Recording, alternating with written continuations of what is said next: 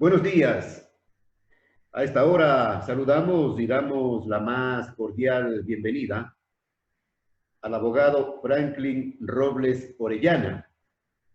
Pero antes de pasar a las preguntas, abogado, una pequeña introducción del tema que vamos a abordar en los próximos minutos.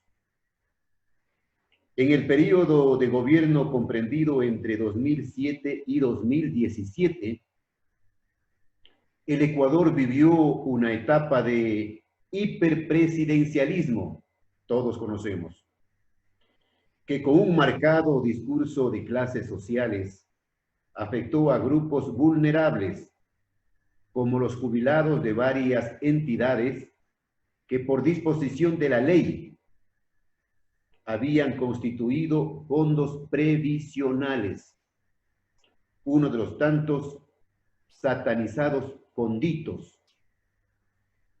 Ahora sí vamos con el abogado Franklin Robles Orellana, abogado de los jubilados del Banco Central del Ecuador, en la acción de inconstitucionalidad número 0073-09-IN,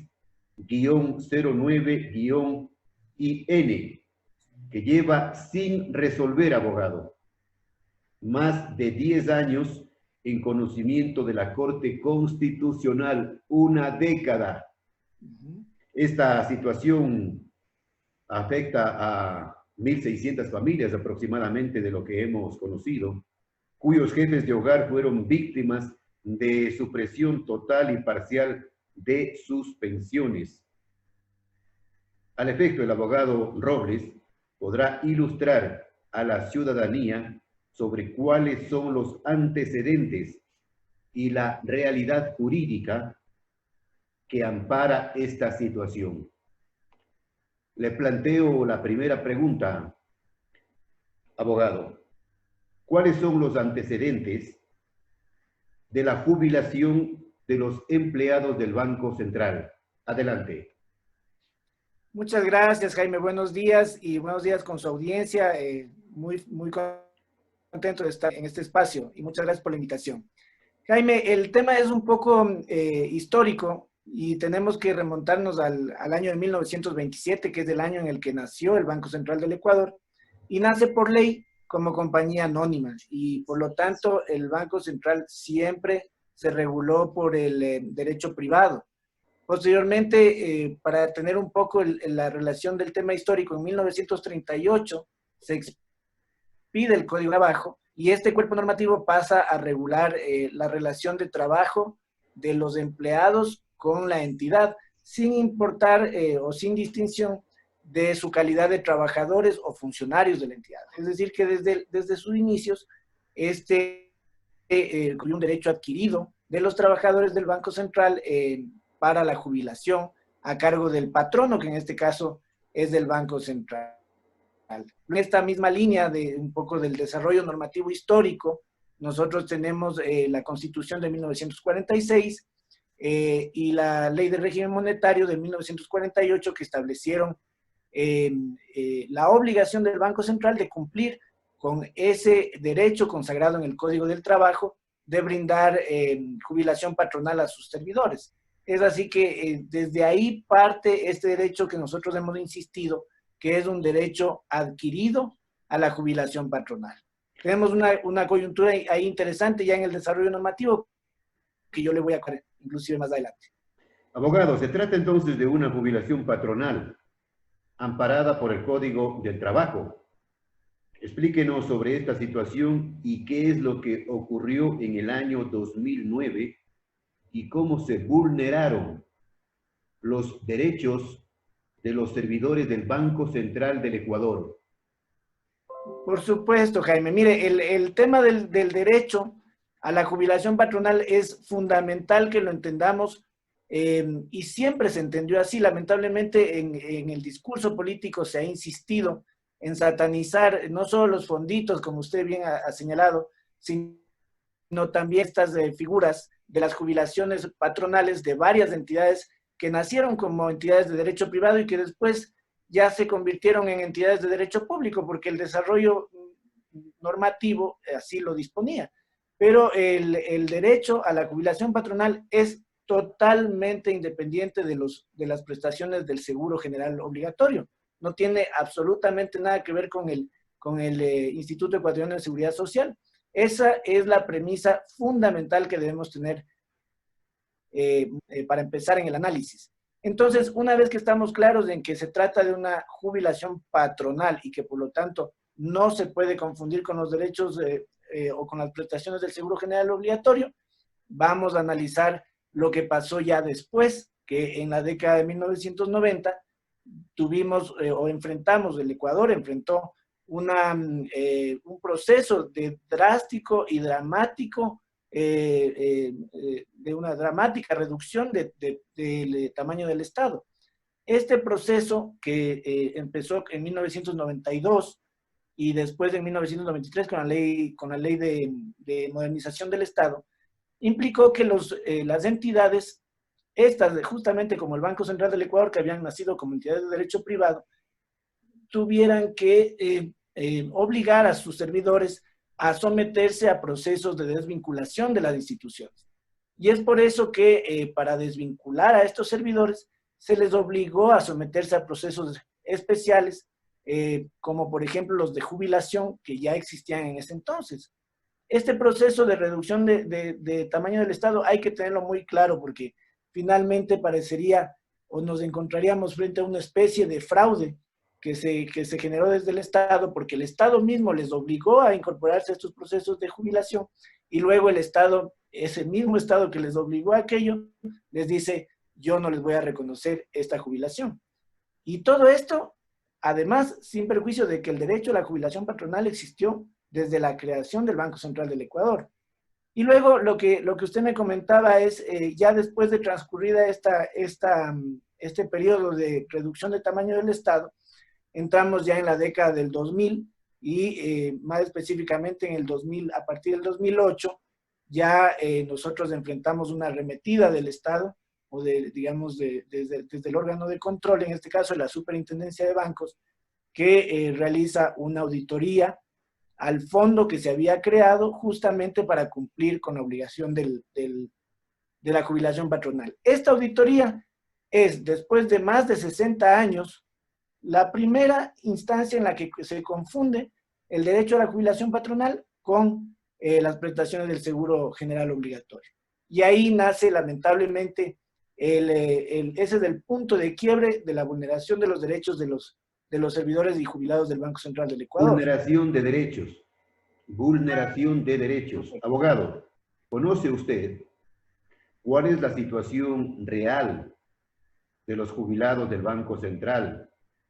Los rangos de las pensiones que estaban vigentes hasta que se expidió esta ley reformatoria a la ley de régimen monetario que se encuentra impugnada precisamente. Sí, por supuesto, y el tema es que justo llegamos al 2009, que es en el año en el que se expide esta ley reformatoria a la ley de régimen monetario y Banco del Estado. A partir de entonces se desconoce el derecho, no solo para lo venidero, que podía ser si esa era la voluntad institucional y del legislador sobre todo, que a partir de entonces ya no se daban las prestaciones que considerarse el ente legislativo, pero no podía haber afectado a los que ya tenían un derecho adquirido, ¿no es cierto? Entonces, ese es el punto de quiebre y a partir de entonces vamos al análisis de la situación de los jubilados. Los jubilados que hasta entonces ya tenían un derecho adquirido, que ya se habían jubilado, tuvieron una afectación en unos casos con la reducción de sus pensiones jubilares y en otros casos con la eliminación o suspensión de esas pensiones. Y la situación económica de esas personas, que además en una gran cantidad de esas personas se habían jubilado o habían tenido que acogerse a estos procesos de salida de desvinculación del sector público, sucedió en la década del 90. Y por lo tanto esas pensiones en realidad son en un promedio, digamos que no llegan a los 350 dólares en el mejor de los casos, haciendo un promedio. Es decir, son pensiones modestas que no tienen esa connotación que lamentablemente se le dio a partir del discurso político en el periodo, lamentablemente en el periodo de gobierno anterior. Discurso político, ¿no? Sí, Discurso correcto. político que tanto daño ha hecho a los ecuatorianos con el famoso discurso político. Yo te ofrezco, busca quien te cumpla. Así es. Dado el tiempo transcurrido, abogado, se entiende que habrán ocurrido muchos decesos de los jubilados. ¿Usted conoce cuántos fallecidos hay desde el año 2009? Sí, ahí tenemos una situación dramática que tiene dos aristas, ¿no? La una es y que lamentablemente a partir del dato numérico se expone y se sensibiliza a la sociedad, pero es mucho más que un número, son más de 200 personas que han fallecido a partir, sin que se haya restituido su derecho, ¿no? Es decir, fallecieron con pensiones suspendidas o eliminadas y en otros casos con pensiones disminuidas, pero drásticamente disminuidas. Y luego está el otro drama que corresponde a los cónyuges sobrevivientes y el Monte Pío, que también ha sido afectado a partir de la expedición de esta ley, que ese es el acto normativo impugnado, la ley reformatoria a la ley de régimen monetario y Banco del Estado.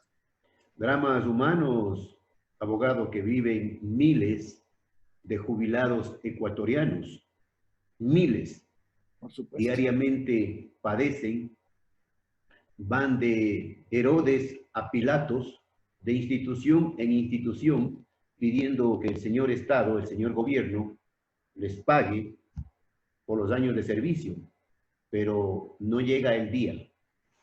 Correcto, correcto. Y hay un dato adicional, y es un tema que atraviesa todo el periodo de gobierno anterior y es transversal. Todos los fondos previsionales o de pensiones que en realidad tenían fondos, sí, de los empleadores, pero también de los trabajadores. Todos esos fondos fueron a ser administrados por un ente de control, en este caso por la Superintendencia de Bancos,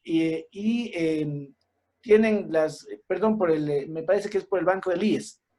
Entonces son administrados, sí, sí, justamente del BIES. Y entonces son administrados desde esa instancia, pero habría que ver cuál es el nivel de prestaciones que en realidad se presta. En esos casos en los que fueron al BIES. Ahora, en el caso de fondos como el del Banco Central de Ecuador, que ojo, no es la pretensión de los jubilados el fondo. La pretensión de los jubilados es que se restituya el derecho adquirido a la jubilación patronal y que exista una efectiva reparación integral, que es lo que ordena la Constitución y tratados internacionales. Pero el fondo en sí mismo, que era un fondo con aportes del Banco Central, del empleador, pero también de los trabajadores desde sus inicios, desde 1946, ese fondo simple y llanamente fue direccionado a pesar de existir un criterio vinculante de la Procuraduría General del Estado que estableció que esos fondos no se podían tocar por ser independientes de sus constituyentes. No se pueden tocar, pero se han tocado, se han manoseado, se han despilfarrado, se han desviado. Este es Correcto. el drama que vive el Ecuador en los últimos años. Yo le hago una última consulta. Gracias por habernos concedido esta entrevista para conocer este otro caso doloroso que sufren los jubilados del Banco Central del Ecuador. ¿Cuál es el estado actual, abogado, del juicio que se ventila en la Corte Constitucional? ¿Y qué esperan los jubilados de los jueces de dicha Corte? Muchas gracias, Jaime. La acción de inconstitucionalidad fue presentada en el año mismo que fue expedida la ley, en el año 2009. Inmediatamente después, en el año 2010, inmediatamente, pero bueno, en el año 2010 hay ya el auto de admisión de la Corte Constitucional y en el año 2011, inclusive, ya la juez ponente, en ese caso, elabora el proyecto de sentencia y pone en conocimiento del Pleno de la Corte Constitucional. En términos normales, eso no me parece ni un periodo muy corto ni un periodo muy largo, es un periodo bastante razonable en el que se debió haber resuelto la acción de inconstitucionalidad. Sin embargo, a partir del 2011 hay un estancamiento que realmente, más que preocupar, vulnera más los derechos de los jubilados del Banco Central del Ecuador. A partir de entonces no ha sucedido absolutamente nada más que dos audiencias, una en el 2020, una en el 2019 y otra en el 2020, en la que los jueces han requerido ser inteligenciados al respecto de esta temática que pudiera parecer compleja, pero en realidad no lo es. Es un tema de derecho. Abogado, y si la Corte Constitucional sigue vulnerando los derechos de los jubilados del Banco Central del Ecuador, ¿a dónde acudir?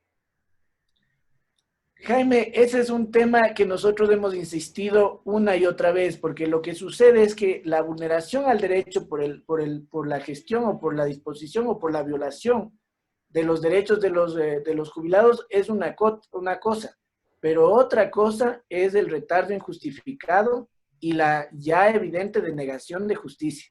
Entonces, nosotros en ese caso hemos sostenido, insistimos, que se enerva el riesgo legal del Estado, el Estado que es de todos y los recursos que son de todos. En este caso, insisto, se enerva el riesgo legal de estos recursos del Estado por una responsabilidad que no corresponde y por una vulneración de un derecho que no debe persistir.